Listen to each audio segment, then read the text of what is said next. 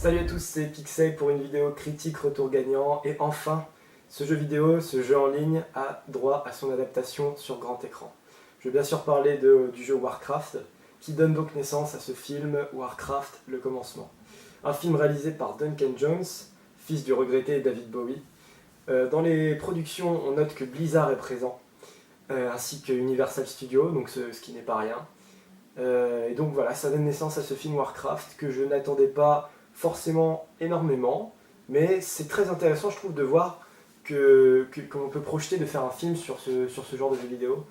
Malheureusement je sais que les adaptations de jeux vidéo au cinéma ne sont pas toujours très bien accueillies par le public, ou justement ça s'adresse à une communauté qui n'est pas toujours très vaste, même si ça reste une grosse communauté, mais bon, il y avait eu des films comme Prince of Persia par exemple des studios Disney que moi j'avais plutôt bien aimé, je l'ai d'ailleurs en Blu-ray. Et voilà, c'est pas toujours des gros films, disons. Ça n'a pas toujours les ambitions de faire un film énorme qui va vraiment marquer les esprits. Et donc ici avec Warcraft, déjà on sent quand même qu'il y a l'idée de vouloir faire plusieurs films, de faire une suite, de vraiment installer une saga au cinéma. Je pense que c'est vraiment ce qui s'en dégage, et c'est la volonté qui est là. Et donc on verra ce que ça va donner. Mais comme je disais, je ne l'attendais pas énormément. Mais tellement l'univers est vaste, c'est le meilleur jeu en ligne Warcraft qui puisse exister. Il y a tellement de joueurs, l'univers est très intéressant et très riche. Bien sûr, on pense directement à la Terre du Milieu, au Seigneur des Anneaux, les créatures, la magie, le monde. Enfin, c'est un monde médiéval avec des décors géniaux. Et forcément, ça fait rêver quand on voit que ce genre de projet est possible au cinéma. Donc après, ça dépend comment. C'est ce dont on va traiter donc dans cette critique. Alors, pour parler du film en lui-même, je le trouve léger. Je dirais pas qu'il est nul. Je ne me suis pas ennuyé. C'est un film qui est passable. Il est plutôt bien. Mais je lui ai trouvé pas mal de défauts. C'est ça le problème. Il y a quand même pas mal de choses qu'il aurait fallu vraiment corriger, qu'il aurait fallu approfondir dans ce film. Et je crains un petit peu les suites, si elles arrivent. Enfin, je sais pas, mais je trouve que si je devais donner un adjectif pour ce Warcraft, le commencement, je dirais maladroit. Maladroit. Malheureusement, je trouve que c'est ce qui se dégage du film. Bien que, comme je l'ai dit, je peux pas dire qu'à un moment je me suis ennuyé, ou il y a des choses que j'ai pas aimées. Il y a quand même de très bons points à souligner, et il y a des choses qui sont très agréables à voir. On prend assez de plaisir quand même à se retrouver en face de ce genre de film, avec beaucoup d'action, avec beaucoup, enfin tout passe par l'image, hein. Il y a aussi les défauts qui vont avec, forcément. Mais voilà, pour avoir un petit ressenti déjà comme ça du film, il est plutôt intéressant, mais pas assez, on va dire, pour que l'émotion y soit, pour que ce soit vraiment un bon film, et que ça pose des bases solides pour la suite, malheureusement. Ça va être le souci de ce Warcraft. Notre monde se meurt. Nous sommes condamnés à partir. Si notre peuple veut survivre, nous devons nous établir ici. Alors, étant donné l'histoire, enfin le scénario, tout ce qui tourne autour des personnages et le fil conducteur du film, je crois que je vais être obligé de spoiler, donc je préfère vous avertir. Ouais, ça me paraît difficile de ne pas spoiler, mais bon. Bien que, bizarrement, il n'y ait pas énormément de choses en soi à révéler dans ce film. On peut pas dire que vraiment ce soit un film qui va vous apprendre pas mal de choses sur l'univers ou tout ça, c'est juste fait pour introduire, et malheureusement ça le fait pas toujours très bien. Donc commençons par le résumé. Alors, le film s'ouvre avec les orques, qui donc sont contraints de fuir leur terre. Ils sont dirigés par un démoniste, une sorte de magicien des ténèbres, qui a une magie noire, ou plutôt verte, disons, mais une magie démoniaque, qui prend la vie des gens. Il aspire la vie hors de leur corps, et cette puissance lui donne donc toute sa magie, et il l'insuffle dans un portail énorme qui permet de voyager à travers les mondes, si j'ai bien compris, mais enfin c'est un portail qui conduit sur des terres plus lointaines. Et donc les orques décident d'envahir les terres des humains, enfin plus précisément de l'Alliance, mais tout ça aussi ça tourne autour des jeux vidéo. Mais donc oui, c'est les terres pour le moment humaines. ils envahissent tout, il y a des premiers conflits qui apparaissent. Et parmi les orques, il y en a qui ne sont pas dupes, qui comprennent que la magie de ces démonistes détruit la terre, elle est mauvaise pour tout le monde, elle est néfaste. Cette magie s'appelle le fel. Et ils sont prêts à se retourner contre lui, et donc pour ça, ils vont commencer par faire un entretien avec les humains, essayer de faire une rencontre pour voir ce qui est possible. Trouvez ces bêtes, quelles qu'elles soient. On va commencer par les défauts du film. Je pense que ça me paraît important de commencer par là, et de finir par le positif. Parmi les défauts du film, il y en a un. Le défaut majeur de ce film, c'est qu'il brûle les étapes, clairement. Il va beaucoup trop vite. Ce film s'appelle pourtant Le Commencement, et on n'a pas vraiment de commencement. Vous êtes pris dans l'action dès le début. Enfin, oui, si, vous êtes pris dans l'action dès le début, si on peut le dire. Parce que vraiment, le film ne se repose jamais. Le rythme est très intense.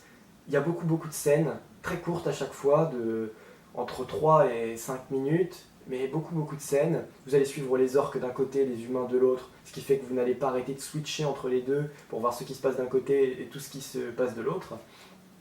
Donc vraiment, le film est à fond, à 100 à l'heure dès le début. J'ai même eu un peu peur, moi, pendant le premier quart d'heure, de me dire « Oula, je connais un peu le jeu vidéo en plus », mais on introduit énormément de personnages, tous en même temps. C'est-à-dire qu'après 20 minutes, 25 minutes de film, tous les personnages, sans exception, ont été tous introduits. Il n'y aura aucun personnage qui va faire son apparition vers le milieu du film, ça dure 2 heures, le film dure 2 heures. Aucun personnage ne va apparaître donc vers la deuxième moitié du film, où tous les personnages ont déjà été introduits. Et ils ont tous été faits, tout ça a été fait en même temps. Ce qui fait qu'on a beaucoup de mal à suivre, on a beaucoup de mal à se concentrer sur chacun d'eux, ça c'est dommage. Donc vraiment, on n'a pas la notion de commencement. Moi j'ai eu l'impression de choper un film en cours de route, ou je sais pas, on aurait même peut-être eu l'impression que c'était le 3e ou 4e épisode d'une saga. Puisqu'il y a tellement peu de background, on va en arriver justement sur les personnages, il y a tellement peu de background sur l'univers, sur les gens qui sont dans cet univers, enfin tout ce qui est présent dans ce monde. Je perds mes mots là, j'arrive plus à parler. Enfin tout ce qui constitue cet univers, tout ce qui constitue ce film est introduit extrêmement rapidement. C'est-à-dire qu'en gros, il y a très peu d'explications, très peu d'origine sur l'univers, sur les gens qui y habitent, qui sont présents dans ce film, les héros du film, l'histoire, le scénario, les motivations, tout ça sont expliqués très peu, voire pas du tout. Et c'est là le problème du film, justement. On n'arrive pas à rentrer, moi j'arrive pas à rentrer dans un film sur lequel je ne me sens pas assez impliqué dans l'histoire. Si on a choisi de faire une introduction rapide, sans me donner les enjeux, sans me donner les motivations, les raisons des conflits, des actions, tout ça, on n'arrive pas à se plonger totalement dedans. Et ça a été un peu le problème. Je suis pas vraiment rentré dans le film, malheureusement. Ça m'a pas empêché de l'apprécier, mais voilà, il y aura certaines scènes justement qui ont une vocation à être émouvantes, à être sérieuses, à être puissantes. Et comme on arrive très peu à rentrer dans le film, enfin en tout cas pour moi, du coup elles perdent toute leur portée. On peut se fier à lui. Ce sont des bêtes. Il y a beaucoup trop de personnages. C'est difficile. Hein. Alors, bon après c'est possible, pourquoi pas, mais comme je le disais, ils sont introduits tous en même temps, donc ce qui n'aide pas. J'ai eu beaucoup de mal à me rappeler de leur nom, hein, donc ça va être compliqué. Je suis pas allé voir sur Wikipédia tout ça, la distribution, les noms des persos, bien que je me rappelle quand même de certains. Mais ouais, du coup, je trouve que c'est assez compliqué du coup de se souvenir de chacun, de leur rôle. Et parmi les orques même, les orques pour certains se ressemblent pas mal, donc pour les différencier, il y en a 2 notamment là. Comment expliquer? Voilà, ils se ressemblent beaucoup, les traits sont presque les mêmes. Toutes les voix des orques sont les mêmes pratiquement, ils ont tous une énorme voix rauque, donc comment? C'est difficile, c'est super difficile du coup de se retrouver, parce que vous avez en plus des centaines d'orques à perte de vue, il y en a 2 qui parlent dans le tas. Ils ont des petites différences, comme dans le jeu vidéo, qui sont assez subtiles, hein, et c'est pas toujours facile de s'y retrouver donc avec ces personnages. Pour les humains, c'est un peu le même délire, mais ça passe encore. Ça va. Et déjà, il y aura aussi quelque chose qui va compléter. Attention, spoil. c'est qu'il y a énormément de personnages qui vont mourir dans ce premier épisode. Attendez, ils sont déjà très mal introduits, mais alors en plus, on n'aura aucun développement derrière pour certains. Bim! J'en ai compté pas moins de 5. 5 personnages assez essentiels, assez principaux dans cette histoire qui sont morts. Si vous avez vu le film, vous noterez qu'il y a l'orque principal, Durotan, je sais plus, Durotan je crois. Enfin bref, l'orque principal avec sa coiffure là. Il meurt, on est d'accord. Sa femme meurt. Le roi des humains meurt d'une façon absolument pourrie et inutile, on y reviendra. Qui d'autre? Le roi, le mec, sa femme, Medivh, le gardien meurt. Et le dernier c'est qui? Je m'en souviens plus. Ça va me revenir.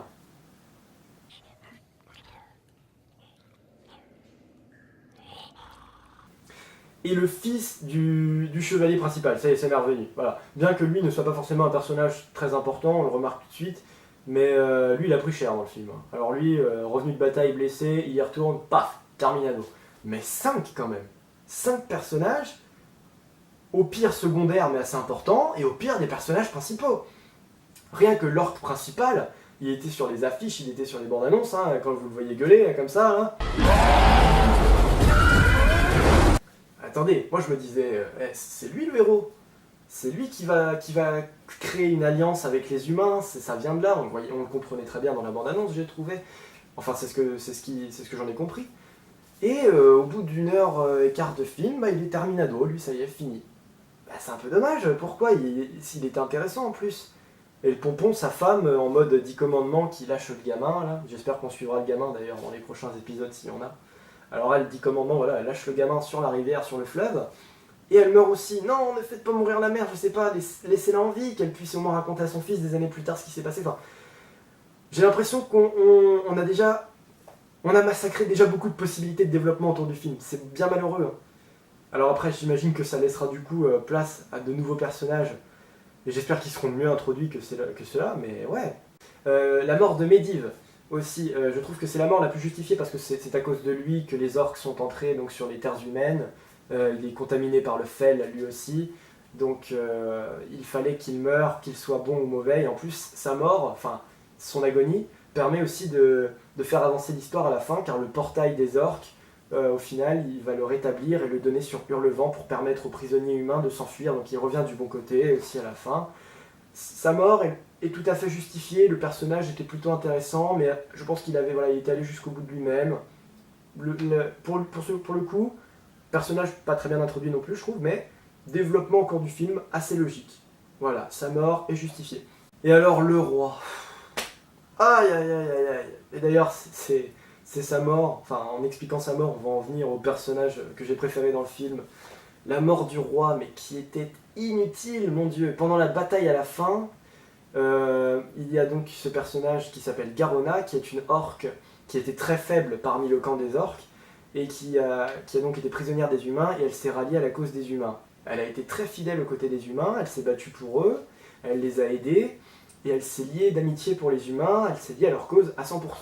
Et à la fin, le roi, et cette scène aussi ridicule, toute cette scène est absolument absurde. Il y a une baston immense, et il y a le roi et Garona qui sont là, et d'un coup ils arrêtent de se battre. Il y a des dizaines d'orques au milieu, il n'y en a aucun qui approche, ils parlent pendant 30-40 secondes comme ça au beau milieu d'une baston. Normal, c'est vraiment pas au ralenti ou quoi, ils sont là, ils discutent, il y a un cercle autour d'eux et personne ne franchit le cercle. Il n'y a pas d'orques qui viennent leur foutre un gros coup de massue ou quoi, non, il n'y a rien. Ils parlent tranquille, et là le roi lui dit, ça sert à rien qu'on meure tous les deux, de toute façon, il y en a bien qui vont crever, donc tu me tues, comme ça, le démoniste des orques, il aura pleine confiance en toi, et ce sera un atout majeur pour les humains. En gros, c'est comme ça que j'ai compris, et du coup, il lui file le couteau, voilà, et Garona est contrainte de le tuer. Pourquoi ? Et encore, pourquoi ? Encore une fois, on tue le développement d'un personnage qui avait l'air relativement important, c'est quand même le roi des humains, le roi de Hurlevent. Pourquoi tu te sacrifies, mec ? Pourquoi ? À quoi ça sert ? Alors ok, ça nous permet de prouver que le roi a des cojones en bronze. D'accord, mais si tu peux pas t'en servir après, ça sert à quoi ? Il fallait pas que tu meurs. Pourquoi ? Encore une fois, il y a trop de morts. Il y a trop de morts, ça y est, on a fait... La moitié des personnages importants de ce film ont été réduits au silence déjà en 1 heure et demie. Et en plus, je trouve que ce qui est encore pire, c'est que ça met en porte-à-faux Garona. Du coup, cette pauvre orque qui était ce qu'elle était, voilà, mais elle s'était quand même liée d'amitié avec certains humains, notamment avec le chevalier, je me rappelle plus de son nom, lui, ça me reviendra pas, mais bon, ce qui ressemble au personnage principal des humains, voilà, l'équivalent du héros des orques, il y en a un chez les humains, voilà, avec son fils, donc lui, donc cette orque, Garona, était très, très liée avec les humains, comme je l'ai dit, et elle commençait à entamer petit à petit une relation avec ce mec, là, donc ça y est, il commençait à être très proche, et du coup, à la fin du film, elle est retournée avec les orques par contrainte en ayant tué le roi, elle s'en veut, elle voulait pas faire ça, et ce putain de sacrifice du roi la met en porte-à-faux. Tout le monde commence à dire finalement c'était une connasse, quoi. Voilà, on lui a accordé notre pardon, on lui a donné sa liberté, elle nous a trahis. Mais non, on vous a pas trahi, c'est ce con de roi qui s'est sacrifié. Nous protégerons le royaume, vous et moi. Garona a vraiment été pour moi la bonne surprise du film. À mon avis, c'est elle qui tient le film vraiment. Car c'est un personnage sur lequel il y a le développement sans qu'il y ait la mort, pour autant. Voilà. Il y en a d'autres aussi, il y a le jeune magicien là, qui a trahi, qui a déserté son clan, il y a ce chevalier, tout ça, d'accord. Mais du coup, la fin avec Garona, bien qu'elle soit mise en porte-à-faux, j'ai trouvé que c'était intéressant, qu'elle est torturée du coup entre les deux camps un peu, qu'elle a connu des difficultés, des douleurs, des souffrances. Il y a aussi une évolution de ce personnage au cours du film, ça c'est ce que j'adore, quand il y a forcément un changement. Et puis, obligé, on va la retrouver dans les prochains films. Elle est différente des autres orques, elle a une apparence humaine tout en étant une orque, enfin c'est absolument intéressant, tout simplement. Moi avec le pote avec qui je suis allé, on l'appelait la sans-mêlée, parce que... alors ça on sait pas si c'est vrai, mais je sais pas, on a plutôt l'impression qu'en gros... il y a une orque et un humain qui ont un peu forniqué, et puis ça donne Garona. Mais du coup, c'est un personnage qui se démarque du lot.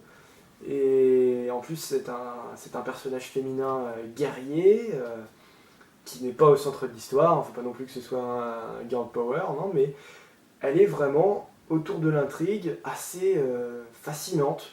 Un personnage qui me plaît bien, moi, c'est de loin mon préféré. Quoi qu'il advienne. Quoi qu'il advienne. Parlons de l'image du film, un petit peu le visuel. On avait, d'après ce que j'avais compris, et j'étais plutôt d'accord avec ça, de ce que j'ai entendu, on avait quand même des craintes par rapport à la synthèse, parce que tout est en CGI, tout est en fond vert, énormément de personnages le sont, à part les humains, tout est à part quelques acteurs. Garona ne l'est pas non plus, je crois. Hein. Ça ne ressemble pas du CGI du tout. À mon avis, ça a l'air d'être une vraie actrice. Enfin, une vraie actrice de ce qu'on voit. Enfin, je veux dire, il n'y a pas de CGI dessus. Je trouve que c'est pas un défaut en soi pour le film. Disons que je peux comprendre tout à fait que les gens n'aimeront pas. Mais après tout, comme je le disais en début de critique, c'est un film fait avant tout pour une communauté de fans. Le réalisateur lui-même, je crois, est un très grand fan de Warcraft. Et c'est très fidèle au jeu vidéo, du coup, je trouve l'image. Ça permet de créer une texture, de la végétation, des décors qu'on ne pourra jamais de toute façon avoir en vrai. Et même si c'est fait avec beaucoup d'excès, c'est tout à fait l'univers qu'on retrouve dans le jeu vidéo. Le visuel est très fidèle à ce niveau-là. C'est clair qu'on ne préférera pas ce film au visuel du Seigneur des Anneaux, du Hobbit, avec ces plans magnifiques, panoramiques en hauteur, avec des montagnes de Nouvelle-Zélande, des choses comme ça. Bien sûr, on n'en est pas du tout là, mais c'est la patte Warcraft en fait, hein, c'est ça. On s'y attendait, de toute façon, la bande-annonce n'était pas traître là-dessus, on savait que ça allait être bourré de CGI, mais c'est comme ça, c'est l'identité du film pour moi. Voilà pourquoi ça n'est pas choquant, parce qu'on était avertis, on le savait, et ça fait partie de l'adaptation. C'est un univers de jeux vidéo, donc il ne faut pas s'attendre à quelque chose de réaliste, surtout pas sur Warcraft. Et pour moi, donc ça ne m'a pas dérangé, bien que s'il y a des suites, j'aimerais quand même en effet que ce soit peut-être un petit peu moins CGI que celui-là, c'est vrai. Parce que c'est quand même très spécial du coup, et on fait pas une overdose, mais presque. Je peux comprendre que certains trouvent que c'est vraiment abusé au niveau de cette image un peu trop colorée. On croirait vraiment à certains passages c'est du film d'animation pur et dur. Il n'y a rien de réel. Venons-en quand même à ce qui m'a plu dans ce film. La première des choses, c'est l'aspect légendaire, l'aspect mythique de Warcraft qui est totalement respecté. On a vraiment une sensation de grandeur, d'une terre énorme, vaste, qui n'a pas encore dévoilé tous ses secrets, et qui est très très bien exposée à l'image malgré tout, et qui est très séduisante, plaisante, belle à voir, remplie de des richesses de Warcraft avec ses races, parce qu'on retrouve bien évidemment d'autres races, bien qu'elles soient très peu visibles à l'écran. On voit un petit peu les nains, les elfes. Moi j'étais un peu déçu de ne pas voir un peu plus que ça les races de la Horde. Vous ne verrez que des orques. Moi je voulais voir les morts-vivants, les gobelins, il y en a d'autres, les elfes de sang, il y en a d'autres, enfin voilà. Mais voilà, encore une fois, c'est certainement pour les prochains films, il y aura d'autres choses.